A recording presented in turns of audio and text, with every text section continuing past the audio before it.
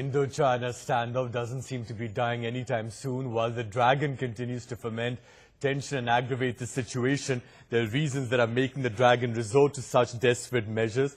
Apparently, China's President Xi Jinping is himself embroiled in political turmoil inside China. The Chinese president is expected to start his second five-year term as the Chinese Communist Party boss later this year when the party Congress takes place. He's facing challenges from people inside the Congress. The Chinese dissident and 2010 Nobel laureate, his death is another reason for worry for Xi. Now the question is, China trying to deflect attention from its internal issues by hurling attacks on India? Meanwhile, China has once again threatened India and said that if India doesn't remove its troops immediately from Doklam, the situation could get worse. Let's listen in. 边防部队人员非法越界这个事件引起了国际社会的广泛关注。不少国家的驻华外交官对此感到震惊和难以理解。他们通过外交渠道向中方求证。我想强调的是呢，这次事件的事实是非常清楚的。 The Chinese, in fact, have increased their rhetoric today, and this, of course, is through their state-controlled media organs, where they basically said that if India doesn't withdraw from Doklam, then there could be conflict all along the line of actual control. So China stepping up the rhetoric against India, step by step, threatening India, in fact, quite clearly threatening India, and many commentators saying that this kind of rhetoric we haven't seen since 1962. In the meanwhile, India's Foreign Secretary Jaishankar is, in fact, meeting as we speak right now and addressing the Parliamentary Standing Committee on this issue to brief them about what is happening with China. So the Chinese rhetoric going up over here, a lot of people believing that it's they're threatening warfare along the line of actual control, but what they're actually doing right now is psychological warfare that has been steadily going on and increasing. In fact, Vandana, so the Chinese have upped the rhetoric today, saying that there could even be conflict all along the line of actual control.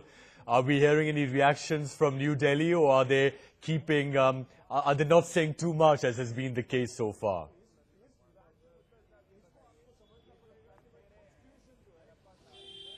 Well, Jujar, China has been giving out a number of very provocative statements. We know that the Ministry of Foreign Affairs in China has been having a press briefing almost every other day, giving out very strong statements against India.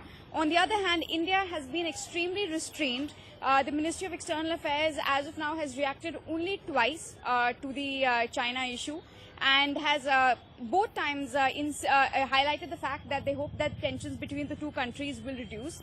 But China, on the other hand, has been sort of, being extremely provocative. We know that recently foreign diplomats in Beijing were briefed saying that China did not have an unlimited reserve of patience where the standoff with India is concerned.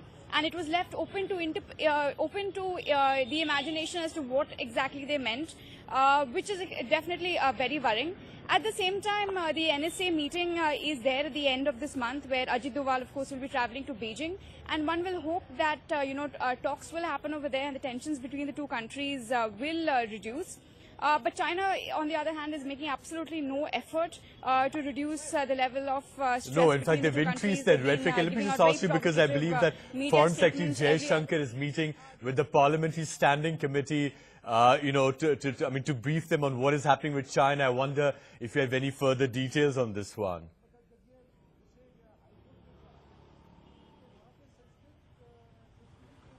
Well, yes, Foreign Secretary is in fact Jaishankar is in Parliament to give a briefing on the China issue, especially because of the fact that it has been raised by the opposition. We know that the TMC had, even before the Parliament session began, said very clearly that they're going to raise the China issue repeatedly over the course of the session, because they say that that's causing a lot of stress in West Bengal. So which is why, in fact, there was an all-party meeting, remember, that was called by the BJP, where leaders of various parties were called and briefed on the China issue. Sushma Swaraj was present in the meeting, so was Rajnath Singh, which is a very rare move for the current government to take the opposition on board where foreign policy is concerned. But it was a preemptive move because it was just the week before the monsoon session, and the government preempted the fact that it would be raised in the monsoon session, and did not want to battle, to waste their energy battling, battling the Chinese issue with their own country. When of course China itself is, upping the rhetoric, Right. making extremely provocative statements on a day-to-day basis. And the only hope right now is the NSA's meeting later this month, and one would hope that, at least where on the diplomatic front, things will be better between the two countries. All right, Vandana, we leave it over there. Thanks very much for joining us with those updates. Now let's move on.